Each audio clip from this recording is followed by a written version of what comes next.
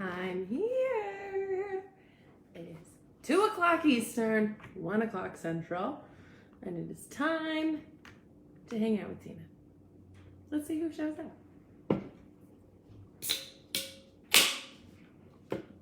It's Spindrift, don't worry. 2 people, 3 people, bonus. Things are moving, grooving, shaking. Make sure my phone is on silent.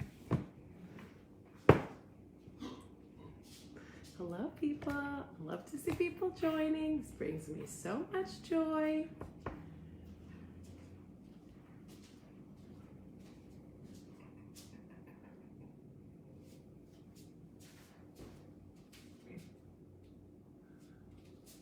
Hi, everybody. Hi, Lauren. Hi, Melissa. Ooh, 18 double digits. Angie's here. We're at 20 people now. It is happening. Hello, friends and sisters. I'm glad that you are here.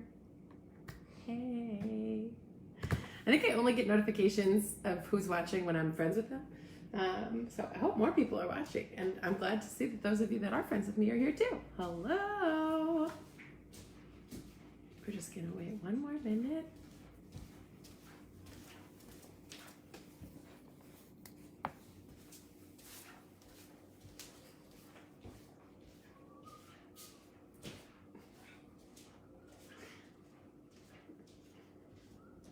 Just the James hanging out, just the James walking through. He says hello. All right, everybody, we're gonna get started. I'm gonna be respectful of your time. I'm so glad that you are here. Oh, hey, from Mississippi. Hi. I'm really glad everybody's here. I really hope that you're having a good Tuesday, or as good a Tuesday as we could be having in the madness. I know more and more people are joining us, and sometimes people who don't know who we are, what we're doing. So hi, I'm Tina. I'm a member of Alpha Gamma Delta. That is why I am here, but I'm also a professional public speaker who spends my time talking to women.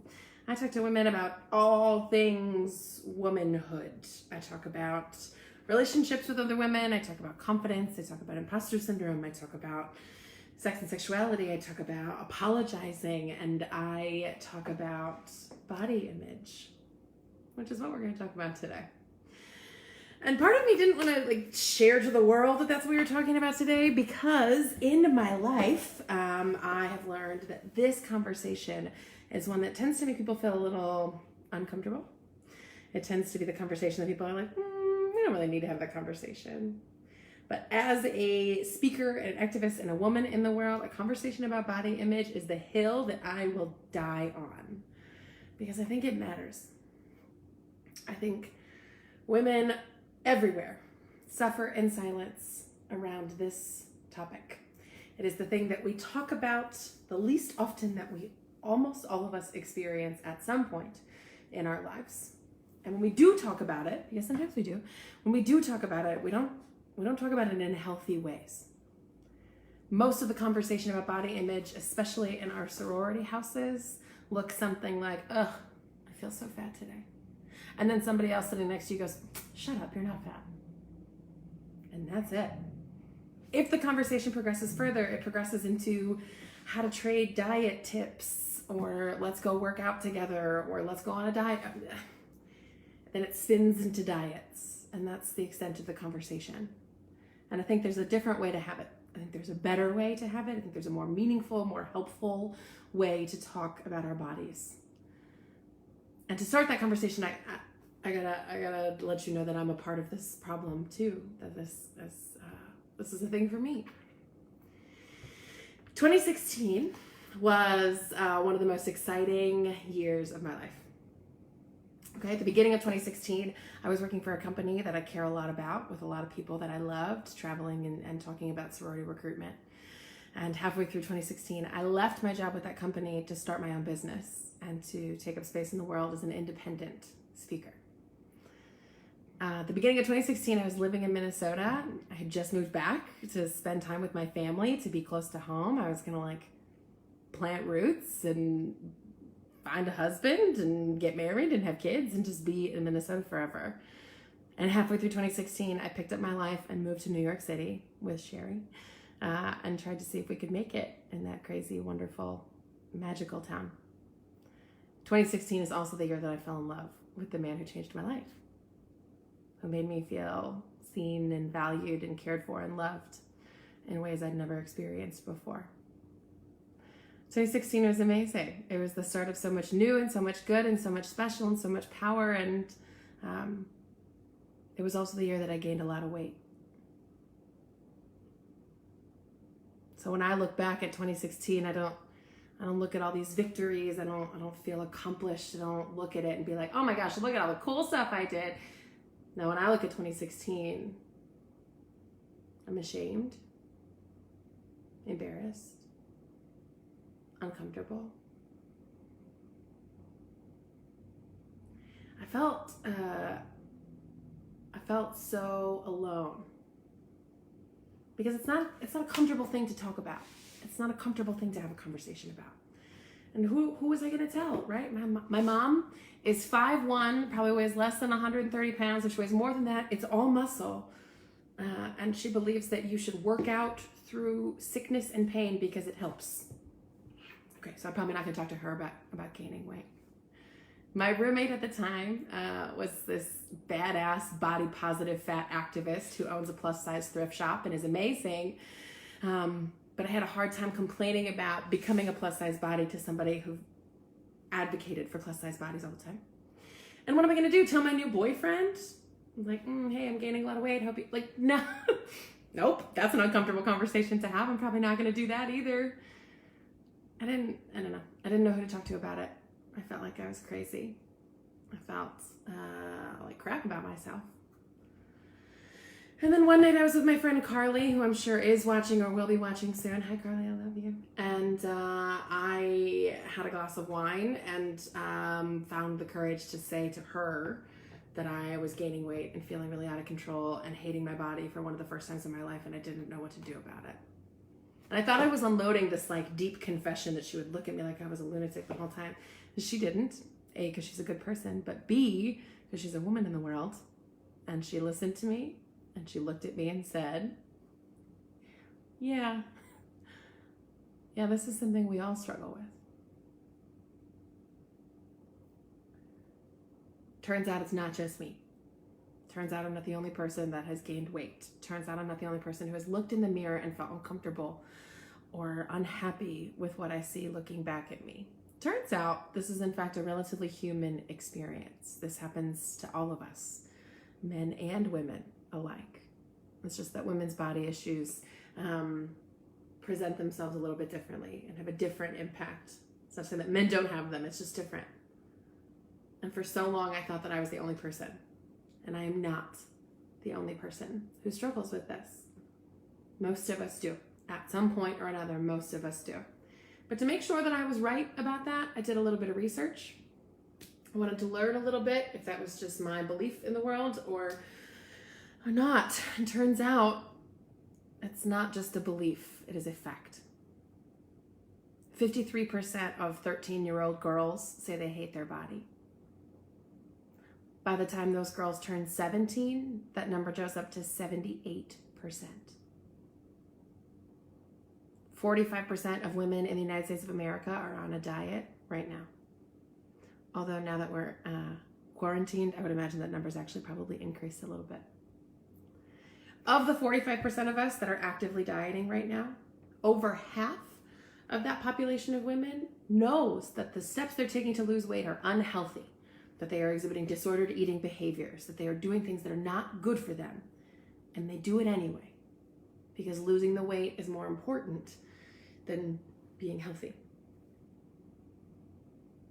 Which is why it's not surprising that the largest group of people who are recently being diagnosed with eating disorders and disordered eating are middle-aged women aged 30 to 50. 89% of girls have tried to diet for the purposes of losing weight before they get a high school diploma. This one's hard. 42% of first, second, and third grade girls say they would be happier if they were skinnier. 81% of girls who are 10 say their biggest fear is getting fat.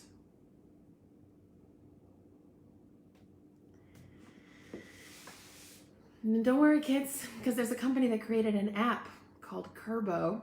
It's an app created by the company calling themselves WW, Weight Watchers, that teaches kids as young as 7 years old to count calories to make sure that they feel good and skinny and healthy.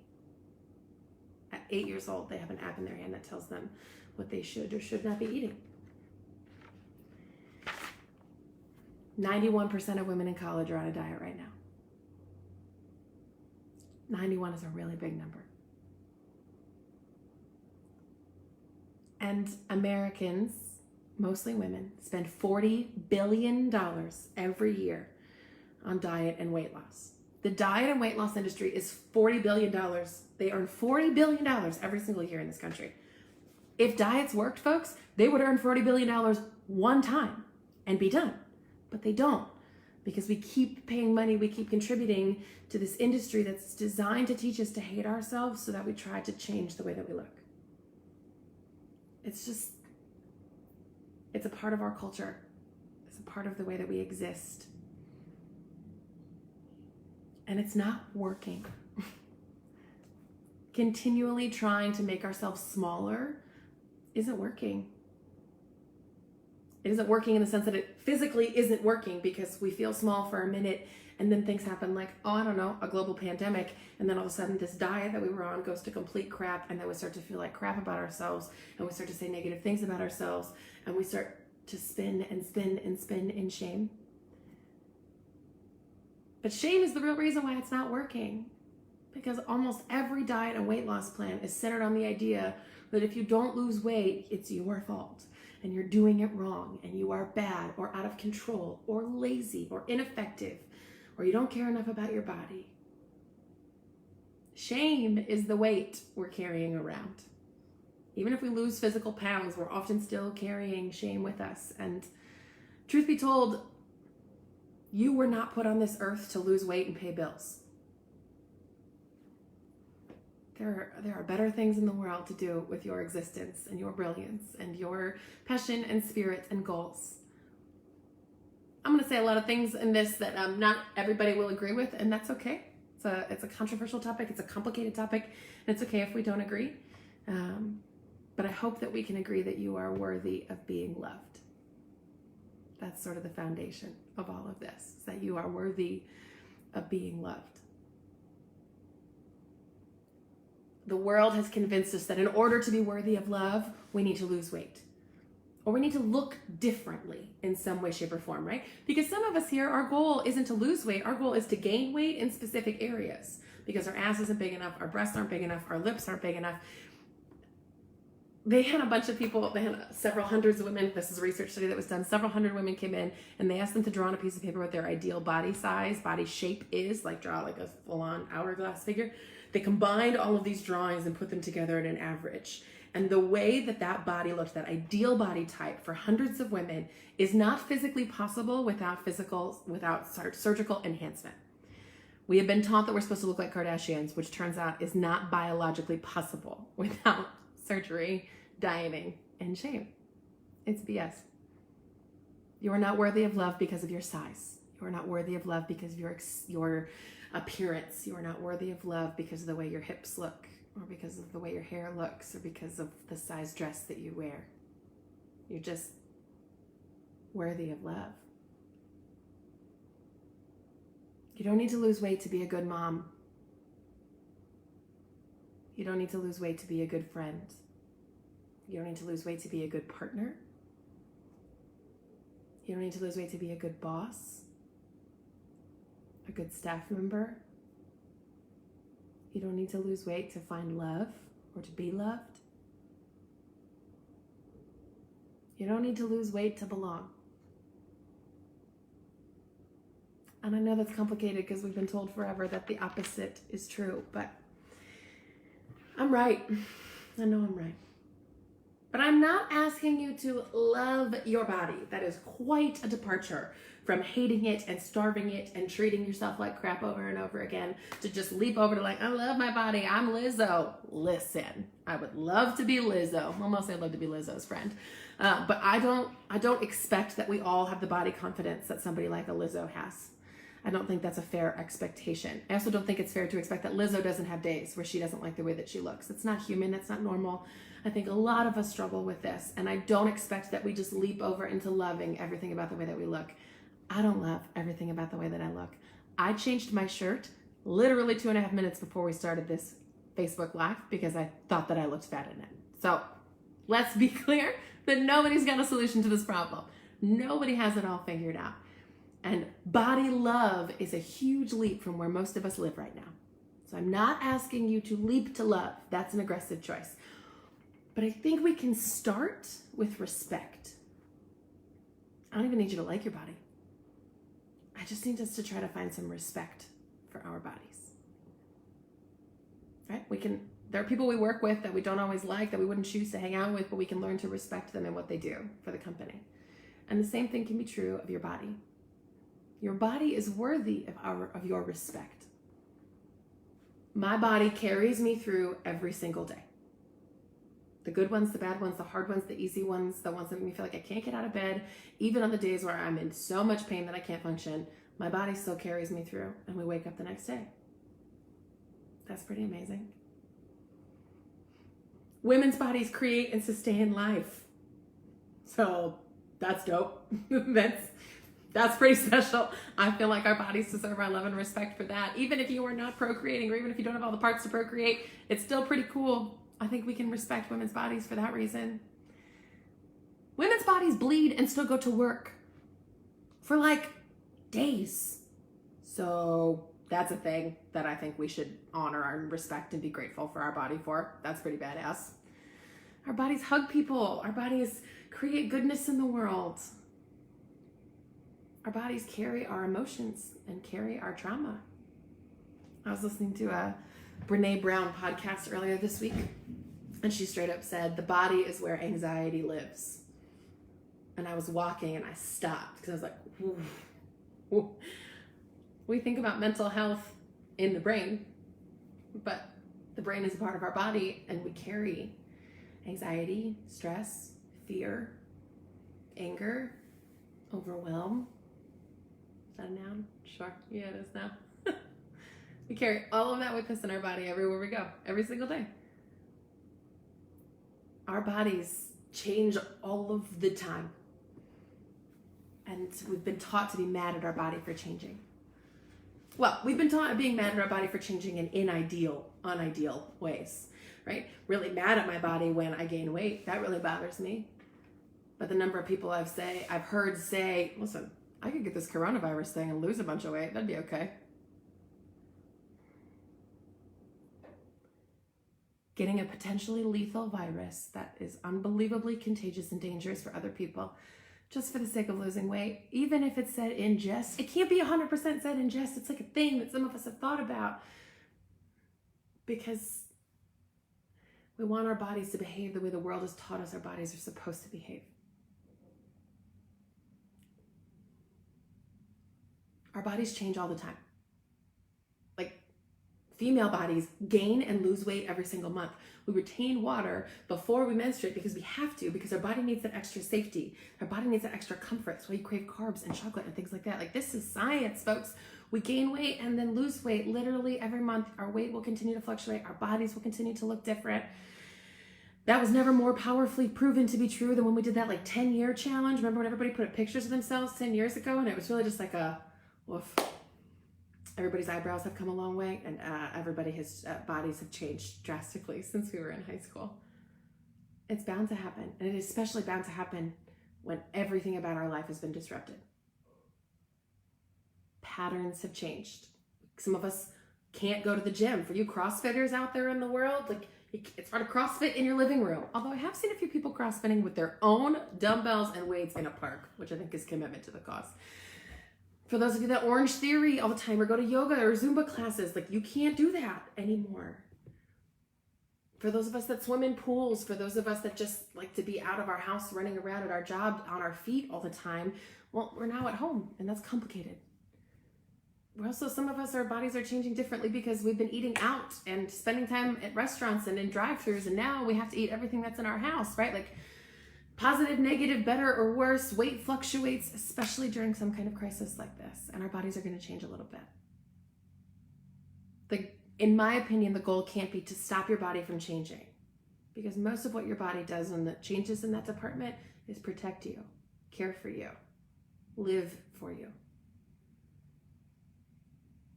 We can make better choices. We can make healthy choices. And I think that's worth our time. I think that trying to take care of the body that takes care of us is worth our time. That comes back to respect. But I want to pull the shame out of it. That's what I really want to do. Whether you're eating Cheetos every day on the couch or you're making salads and smoothies for every single meal, I just want to take the shame out of it. The reason we're having this conversation right now is because I know that several of us are sitting at home retweeting and sharing on our whatever form of social media memes about how I'm either going to come out of this quarantine 20 pounds lighter, 20 pounds heavier, I guess we'll see.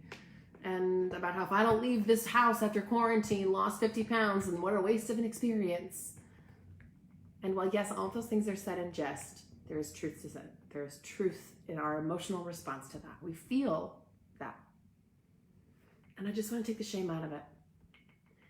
I want you to not hate your body because it's surviving a global pandemic right now. I want you to hate your body. I want you to stop hating your body for surviving.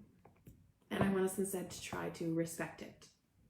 So, first of all, whatever is happening to your body right now, you are not broken. You are not lazy. You are not wrong. You are surviving.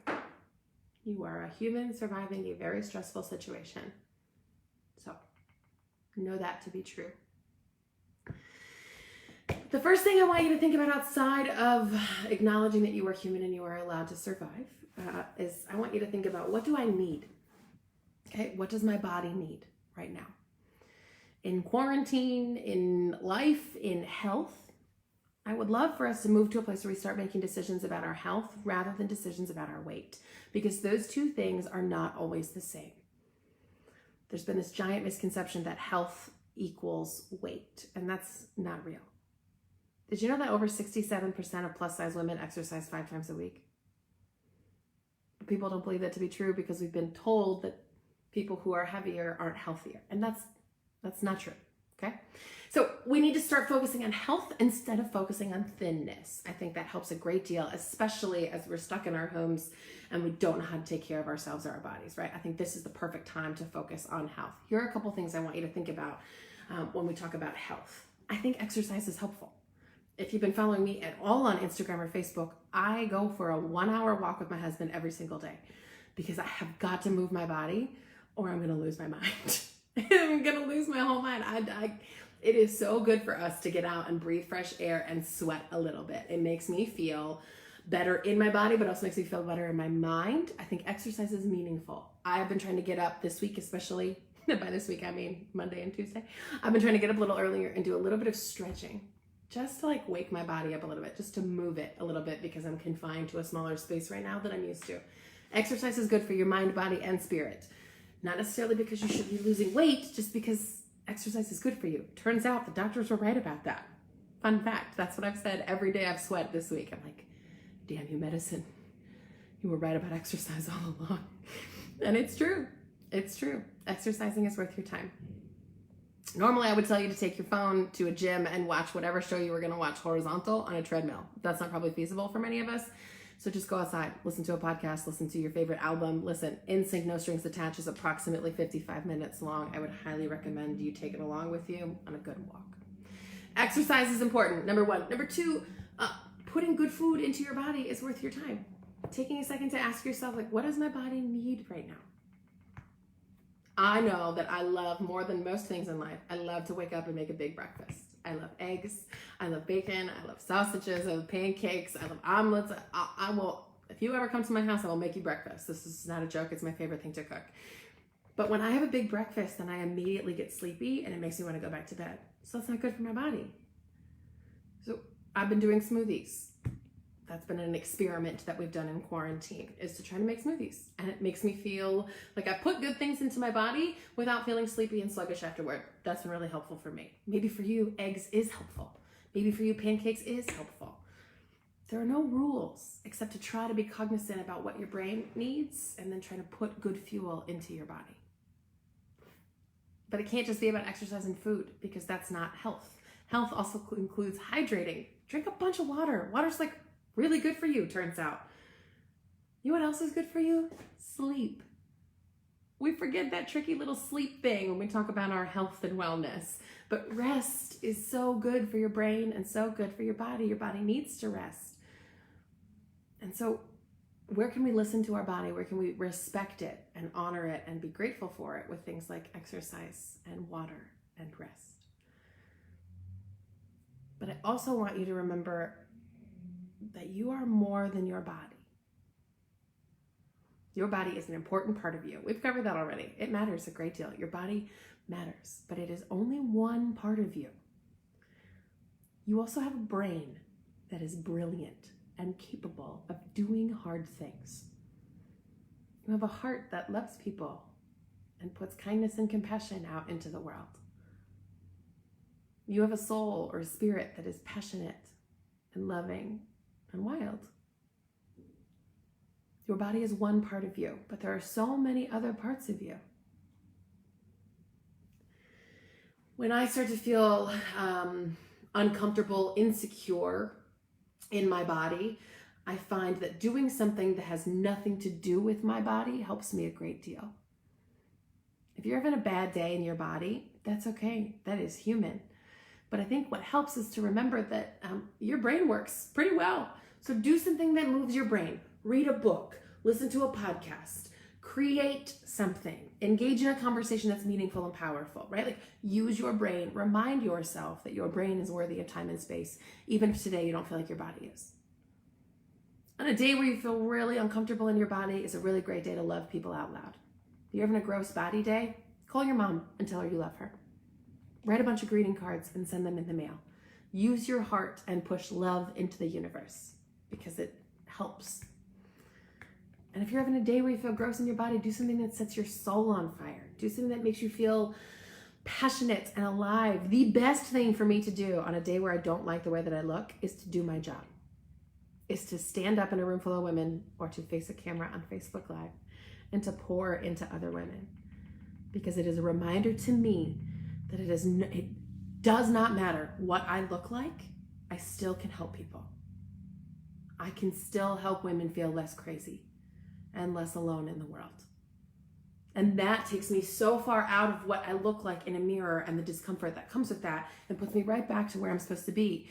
Purposeful, passionate, aligned. Using my brain, my heart, or my soul helps me refocus on the bigger picture, which is that my body is a piece of me, not all of me. I think those things can help us get to a place of respect for ourselves and our bodies.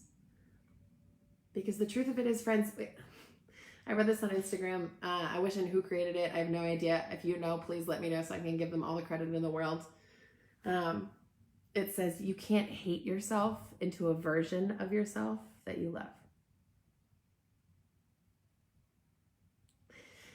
You can't hate yourself into a version of yourself that you love. I was telling my coach, who I love, that I was really mad at myself for not going to the gym. And I told her about all the narratives that I was writing in my brain about how lazy and useless I am, and how, Tina, you're so gross. I can't believe you're not right. Like, all the negative things we say to ourselves.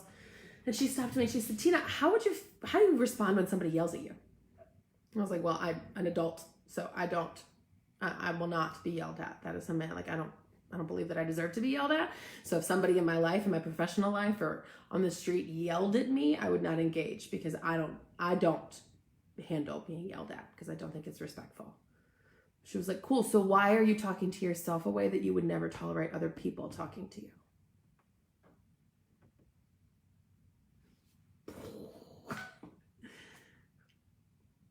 I am so much more unkind to myself than I would ever allow other people to be unkind to me.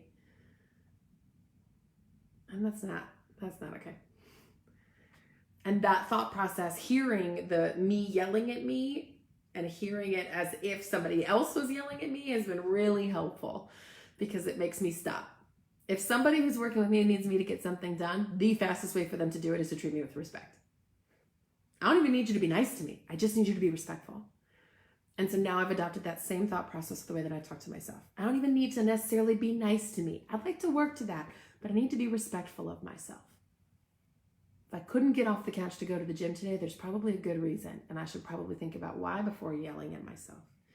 Maybe the next day I'll try to motivate myself with respect and say, Tina, your body really deserves movement today. How can we set it up to be moved and cared for and respected? You can't hate yourself into a version of yourself that you love. And I don't know if I'll ever love the way that I look, but I'm learning to respect the body that I live in and to be grateful for all that she does to me. So, let me get steps off soapbox. What I want to do, I have one last thing to leave you with, but I don't want to just like drop all this heavy body image stuff on you and then peace out and be like, okay, good luck reckoning with all the voices in your brain. Love you, mean it, bye. That doesn't feel very kind. So I'm wondering if you have questions. I'm wondering if you have questions about things you can do to take care of yourself in quarantine, ways to use kinder words to yourself, questions about health versus size, questions about body stuff in general. I would love to answer. Or even if you just want to share one of the things or two of the things that you've been doing to try to be respectful and kind of yourself in quarantine, I think that's also worth it. But I would just love to see some comments, questions in the chat. If there's anything that I can do to help you be kinder to yourself, be respectful of yourself, take care of your body, I would love to be helpful. So what do you got? What questions do you have? I'm going to scroll. You type. You know the drill. Ooh.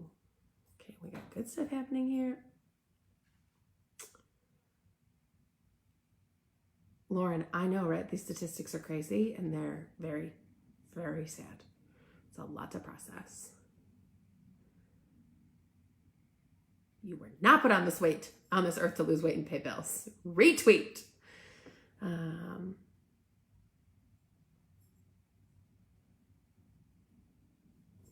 I found Candlelight Yoga a few years ago, Jennifer says. It's available on some streaming platforms. It's not a workout.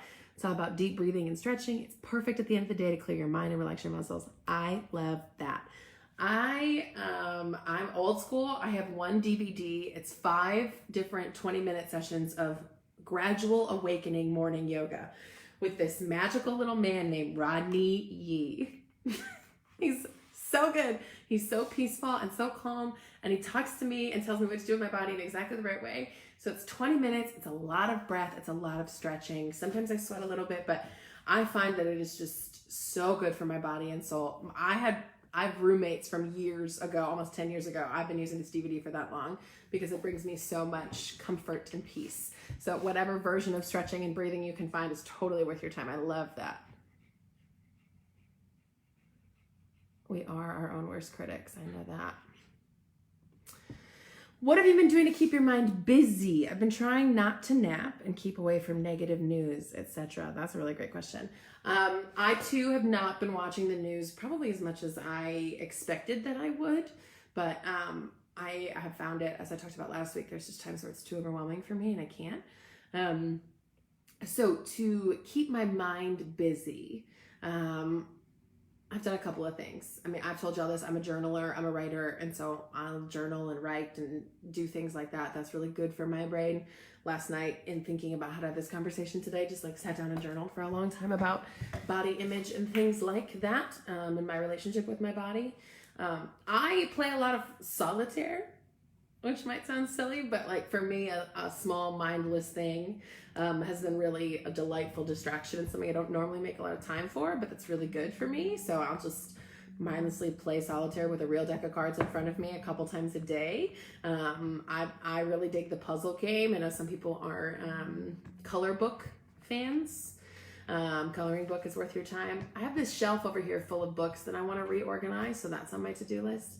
I've also just been doing a lot of reading, a lot of letting other people teach me things that have absolutely nothing to do with coronavirus or COVID-19, but just make me feel smart and like I'm getting smarter in all of this downtime. So those are some things that I've been doing. I hope other people will toss their suggestions in here for you too.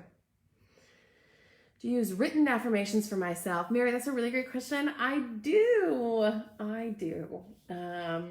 I had to write the sentence, you can't hate yourself, into a version of yourself that you'll love, several times to start to believe it.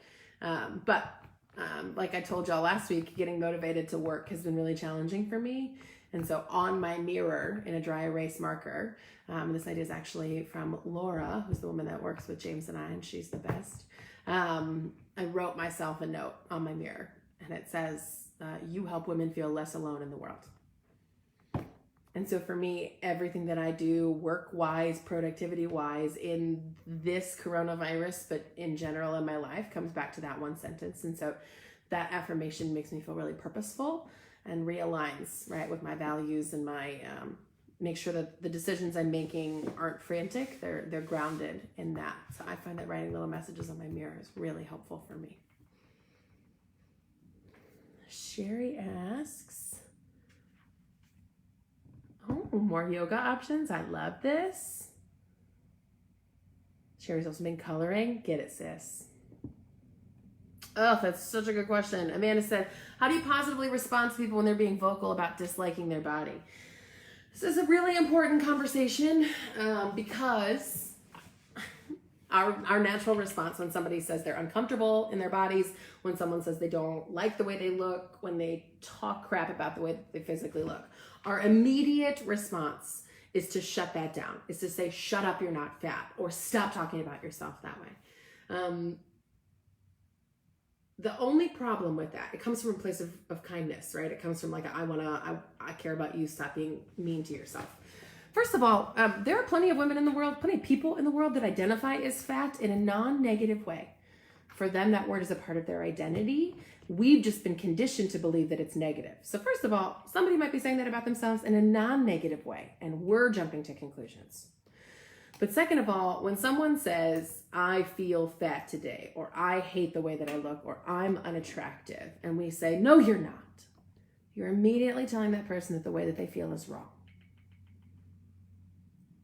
And I don't know about you, but I don't love being told how wrong I am about the way that I feel. That's never been really successful.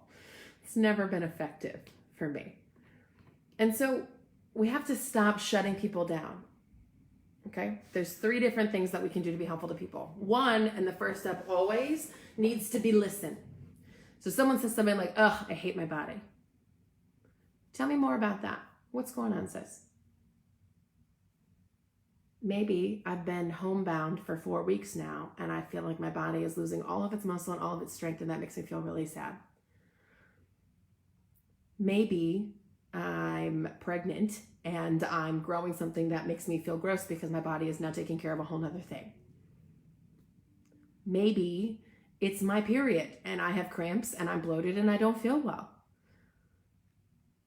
Maybe I've been horizontal for 3 days eating Cheetos, watching Tiger King, and I need to get up and move my body and I don't feel good. There could be any number of reasons why people don't feel good about themselves or their physical self, their body right now. And for us to just rush to being like, well, shut up, you're wrong, isn't helpful. Asking them what's going on is helpful. So listen to that person, ask them a question, let them teach you about what is going on, okay? That is always worth your time.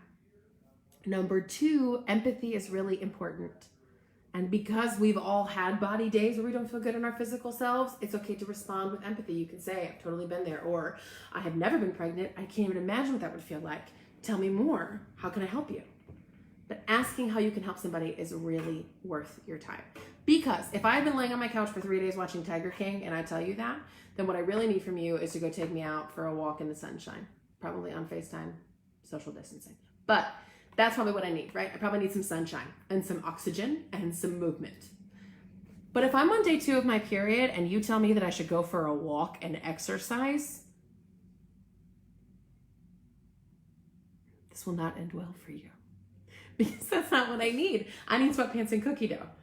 But you can't help me figure out what I need if you don't actually listen to the point or the real problem that I'm having, right? So 1, I need you to listen. 2, I need you to try to help, empathize, offer helpful suggestions and solutions. But more than anything to be helpful is to empathize and let that person know that they're not alone and they're not crazy. And the last thing I think is helpful is to remind them that even on days where they hate their body, they are worthy of so much more than what their reflection says. They have a brain, they have a heart, they have a soul. And encouraging them to engage with one of the things that they do like about themselves, a piece of them that doesn't make them feel like crap, is worthy of their time, because they are worthy of love for all parts of them. And sometimes it's helpful just to distract from thinking about our body all the time. I hope that that's helpful. Thank you for asking that question. More yoga suggestions, you all. This is amazing. Lindsay Jarman's here. Hey.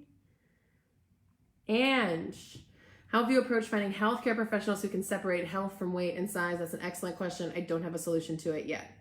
First thing I will tell you is that I am a part of a body positive, fat activist, plus size community on Facebook in my local area. So almost every major city has we have a Minneapolis, St. Paul plus size community of people.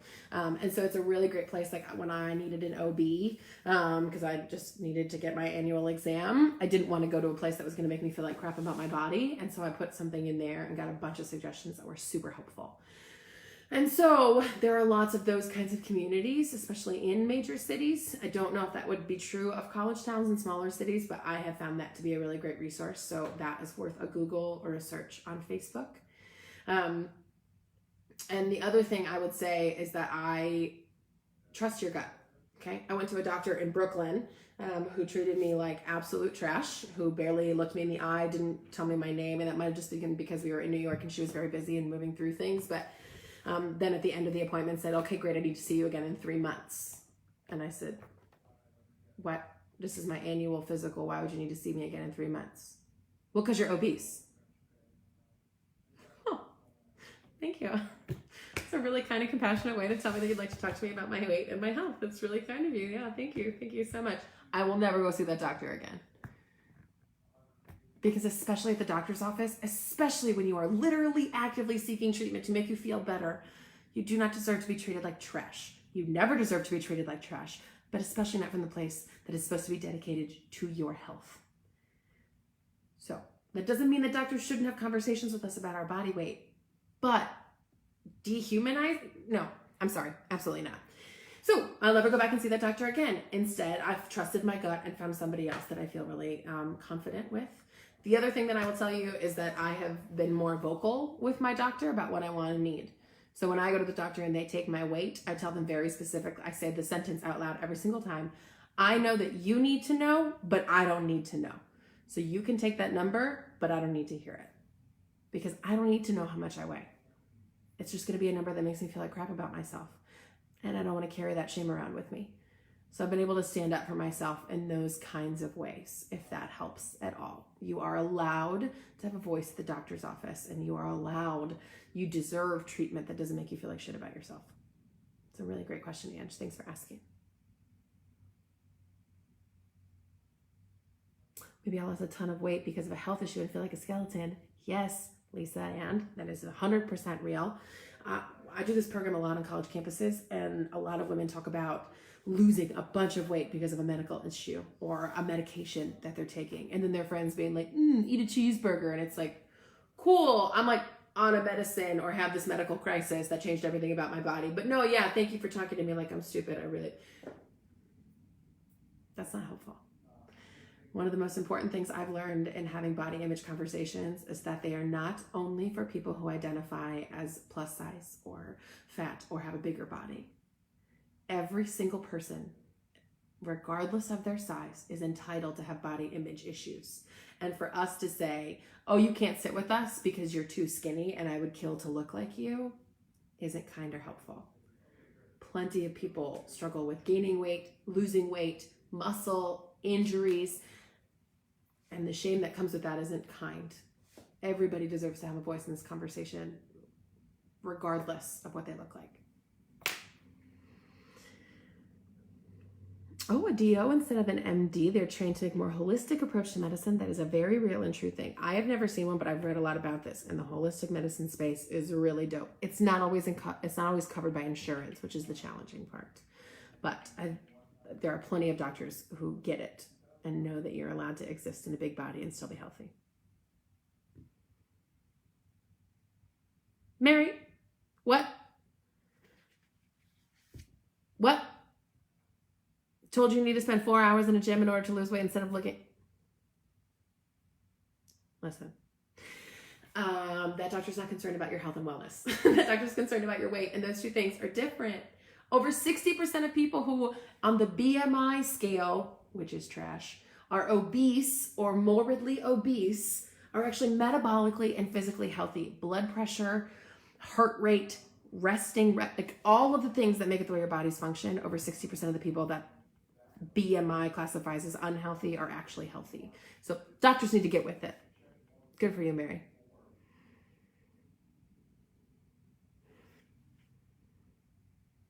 Yes, Sherry, thank you for saying that. Thank you for saying that. When we label people, we say they're obese, they're morbidly obese, they're fat. When we cast these really shameful labels on people, we think it's going to motivate, right? Like there's a tweet that's in my presentation. There's a tweet that like it says, this woman started going to the gym and working with a personal trainer, and the personal trainer several weeks into working with her was like, oh, how'd you let yourself get this big? You're so smart. Homegirl was at the gym, like making healthy choices, and her trainer is still shaming her for the way that she looks. We can't hate ourselves into the version of ourselves that we love, and other people can't hate us into versions of self that we love. Making somebody feel like crap about themselves is very, very rarely an effective way to get them to do things. So we need to stop. We got to stop. Okay, I don't see any other questions, and we're at about 45 minutes. So I am going to make sure that my email and my Instagram are in the chat so that you can send me questions if you want to vent about this via email. This is something that I've been thinking about, working on, struggling with, getting better at for years now. And I hope that me telling you about what I've done has been helpful. But if you want to have a more in-depth conversation, I'm always happy to do that with you. The last thing that I want to tell you is that you are good enough right now. Not 10 pounds from now. Not a new exercise routine from now. Not a yoga class from now. Not a couple dress sizes from now. Right now. You are good enough. And I know that several of you, as soon as I say that in your brain, go, okay, Tina. I know that because I would have been that person. I know that. But here's how I know that it's true. Because I think you'd say it to me. I think you would tell me that I'm good enough right now. I think you would tell me that I don't have to lose weight to do my job and to care about you and to help you. I think you would tell me that I don't have to lose weight to please my husband and make him happy. I think you would tell me that I don't have to lose weight to be important in the world, and I think that you would mean it. And if you're allowed to say it to me and mean it, then I'm allowed to say it to you and mean it. You are good enough right now. Write that on your mirror, because I'm right about that. I know that I am. And if you need a reminder at any point, you let me know. Thank you for spending your afternoon with me. I care about you. I hope that you are healthy and safe, and I'm here for you if you want to talk. Bye, everybody. Thank you.